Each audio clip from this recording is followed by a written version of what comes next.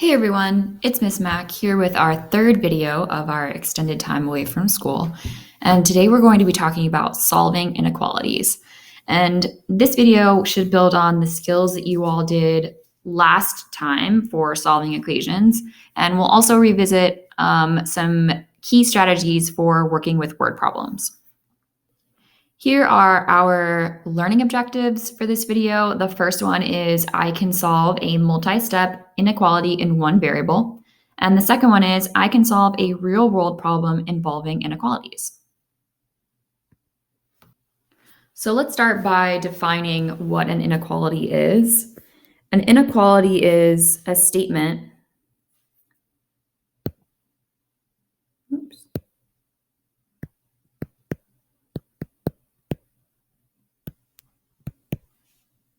comparing the value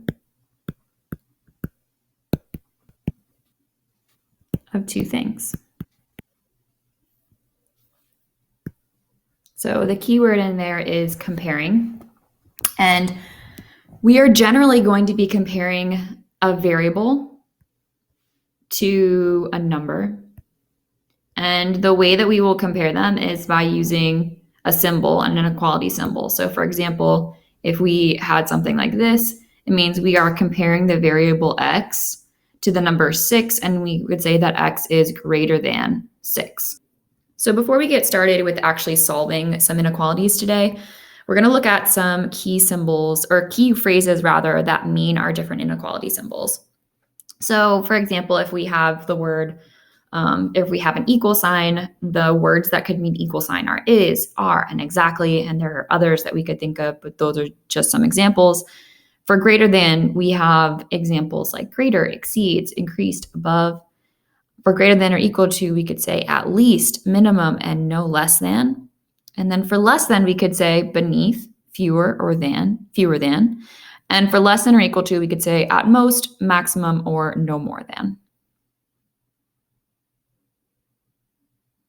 We're going to keep these key phrases in mind, especially as we move to our second learning objective for today, which is solving real-world problems using inequalities. Okay, so here's the first problem that we are going to solve together today. As you can see, this is definitely a problem that requires multiple steps. And at the end of this problem, once we've solved for our variable, we're also going to put our solution down here at the bottom on a graph. So what I noticed right away is that we have some numbers outside of parentheses that we need to distribute. So we have 3 that we need to distribute to x and to 4. And we have -5 that we need to distribute to x and to -1. So let's do those as our first steps. We have 3 times x, which is 3x, plus 3 times 4, which is 12, minus 5 times x, which is 5x. So this is a -5x. And then we'll think of this as -5 times -1, which would be +5, because a negative times a negative is a positive. So we have +5. All of that is less than 5. Okay, I see some like terms. Do you guys see some like terms? Hopefully you see that we have 3x and -5x that are like terms. And we also have 12 and 5 that are also like terms. So because we have like terms that are on the same side of the inequality, we can go ahead and combine those like terms together.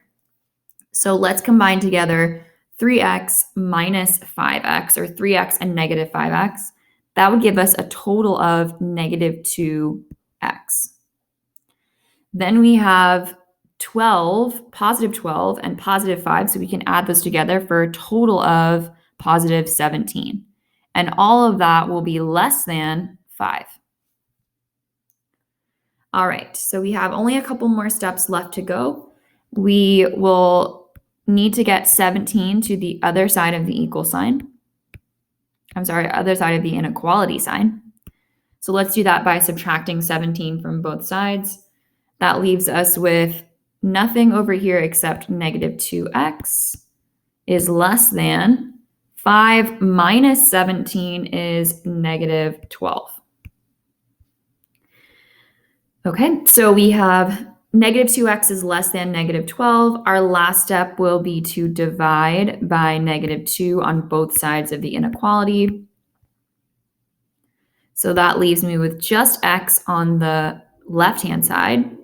And then because I divided by a negative number,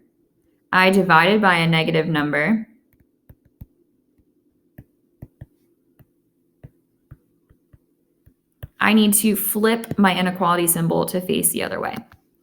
So it was a less than sign. Now it's going to become a greater than sign. And then I have negative 12 divided by negative 2, which is positive 6, rather. I'm going to change that to a positive. Okay. And finally, we said the last thing that we wanted to do was to be able to graph our solution on this number line below. So let's go ahead and do that. I'm going to put positive 6 right in the middle of my number line. And if we wanted to, we could fill in some numbers in the other direction. Like over here would be 8 and 10. Below 6 could be 4 and 2. As you notice, I'm counting by twos. And then in order to graph, we need to decide whether we have an open or a closed circle. Hopefully, and I'm sure so many of you recognize this, that we need to have an open circle because we don't have a line underneath our inequality symbol. So because we don't have a line underneath our inequality symbol, we will have an open circle. And because we have a greater than sign, we will point our arrow to the right because greater than is everything to the right. Okay, and there's our solution to our inequality. We have x is greater than positive 6. All right, so next we're going to look at a real world problem. And we have a couple steps that we'll do in order to complete this problem together. The first step will be to read this problem and identify our variable, which essentially just means we're going to identify what is it that we're being asked to find. What is the unknown thing that we are being asked to find? The next thing we will do is identify our inequality symbols from the keywords that we looked at the beginning of this video. And once we know our inequality symbol, it should be pretty easy to write from there our inequality, and then we can solve for our variable. So let's read this problem together. An airplane flies at 2,000 feet above the ground.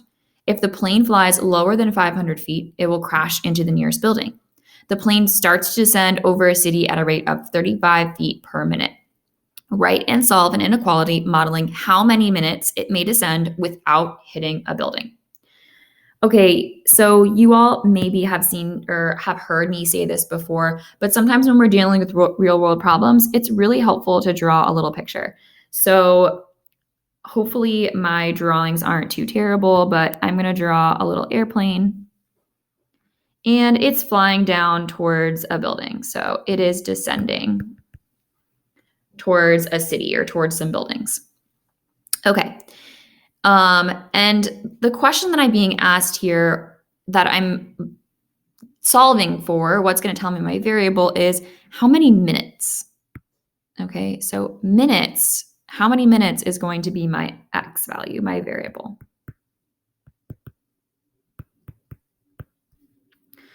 All right, so my variable is the number of minutes that this plane can travel before it crashes into a building.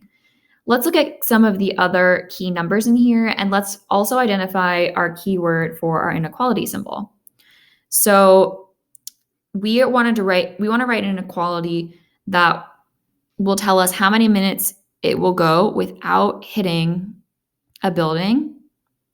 And we also know that it cannot fly lower than 500 feet.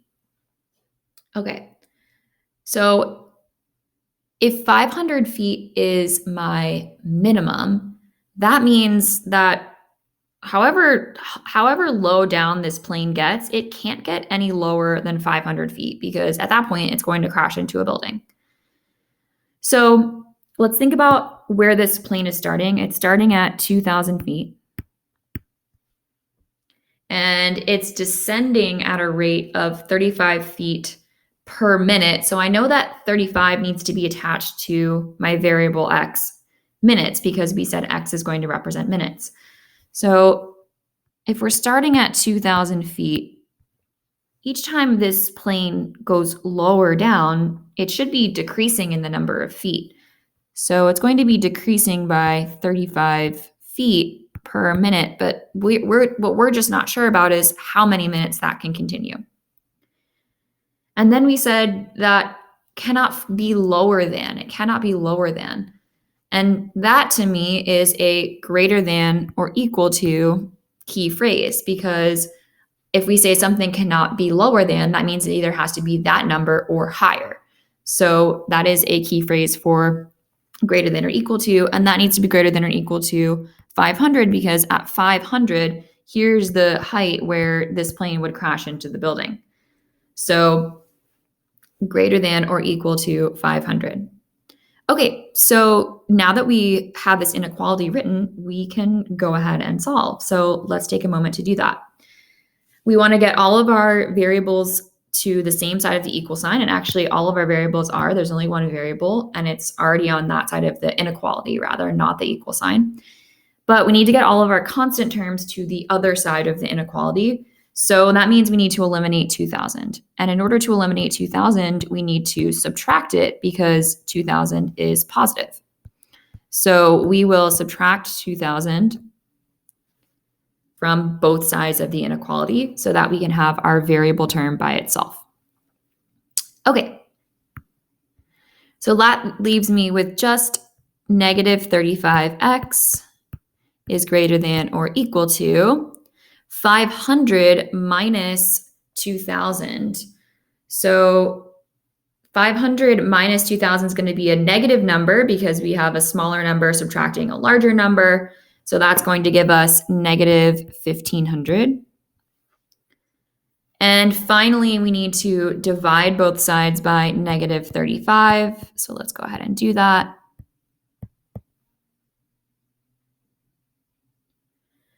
That leaves me with just x over on the left-hand side. And because I divided by a negative number, I need to switch my inequality symbol to face the other way. And when I do 1,500 divided by 35, that gives me 42.85 minutes. Okay. All right. So after 42.85 minutes, this plane would crash into the building. So this plane can travel for less than or equal to this amount of time. Okay, so the last thing I wanted to talk about in this video is just the difference between a one variable and a two variable inequality, because at this point in the school year, we've actually already talked about both of these inequalities. But my video today is just focusing on one variable inequalities, which are the type of inequalities that we see over here on the left.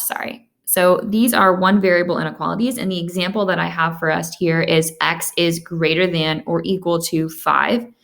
And you'll notice that since we only have one variable in this inequality, we just have a straight line up and down at the point 5, 0.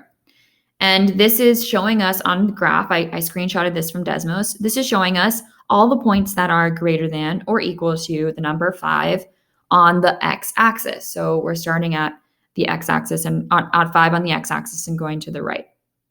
And I wanted to compare that to a two variable inequality problem, which is the problem that I have over here on the right. And these types of inequalities are the types that you saw in unit 6 when we did systems of inequalities. Okay, so in this type of inequality, we generally have our inequality written in slope-intercept form. And in this inequality, you can see that we have a slope of 1/2. We have a y-intercept of 3, and we have shaded everything below this line because our inequality symbol says less than or equal to. Okay, in both of these inequalities, you notice that they have a solid line, and they have a solid line because we have a line underneath our inequality symbol, which means equal to. So that means in both of these inequalities, all of the numbers that fall on that line get to be a part of our solution set. So I just wanted to compare these two together to try to make some connections between the stuff that we did really early on in the beginning of the year and the stuff that you all have been working on in our recent units and lessons. All right, everyone, that's all I have for us today. If you still have questions, feel free to go back and watch this video again. And if you're really stuck, please reach out to me via email and I'll be happy to answer your questions. If you like this video, don't forget to hit the like button and, of course, subscribe to our YouTube channel for updates. Thanks.